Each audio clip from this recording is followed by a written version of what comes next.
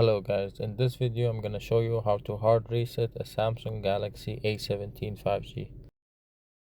As you can see, this phone is currently locked and we don't know the pattern on the phone. You will need to press the power button and the volume down at the same time. Once the phone is off,